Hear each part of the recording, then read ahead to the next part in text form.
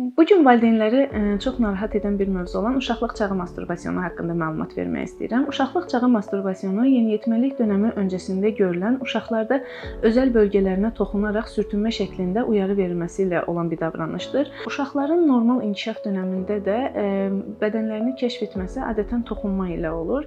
Bu uşaqlarda da toxunma davranışı olduqda bu xam ayrışmamış bir uyarılmaya gətirir, çıxarır. Normal inkişafın bir parçası olaraq adətən bu davranış ərgənlik dönəmi uşaqların xarici dünyanı kəşf etməsi ilə, marağının artması ilə ərgənlik dönəminə qədər unudulmuş olur. Ancaq bəzən uşaqlar ihmal edildikdə, valideynin diqqətindən uzaq qalan uşaqlarda, təşviş pozuntusu olan uşaqlarda bu davranış sönməyə bilir, davam edə bilir. Valideynlər adətən bu davranışı gördükdə uşağa çox sərt reaksiyalar göstərə bilirlər. Çünki bu bizim kültürümüzdə masturbasiya bir ayıb, günah, anormal bir davranış olaraq dəyərləndirilir. Müayinələrdə də adətən biz belə valideynlərin çox utandığını, bu durumu dilə gətirməkdə çətinlik çəkdiyini görürük.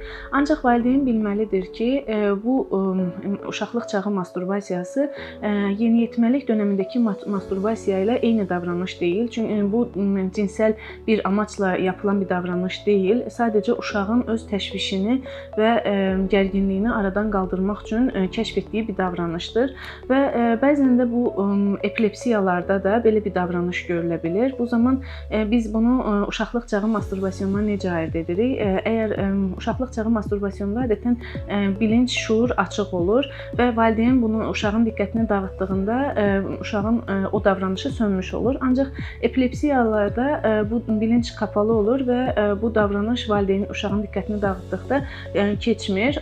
Bəzən də bu uşaqlarda vulvovaginit dediyimiz, idrar yolu infeksiyonu, parazitlər dediyimiz problemlərlə genital bölgənin davamlı şəkildə uyarılması olur və belə hallarda da valideynlər mütləq şəkildə bir pediatra, uşaq həkiminə müraciət etməlidirlər. Əgər valideyn uşağında belə bir davranış görürsə, uşağı cəzalandırmaq, sərt reaksiyalar verərək uşağın təşvişini, tədirginliyini artırmaqdansa daha soyuqqanlı olmalı və bu davranışı söndürmək üçün yollar denəməlidir, diqqətini dağıtmalıdır.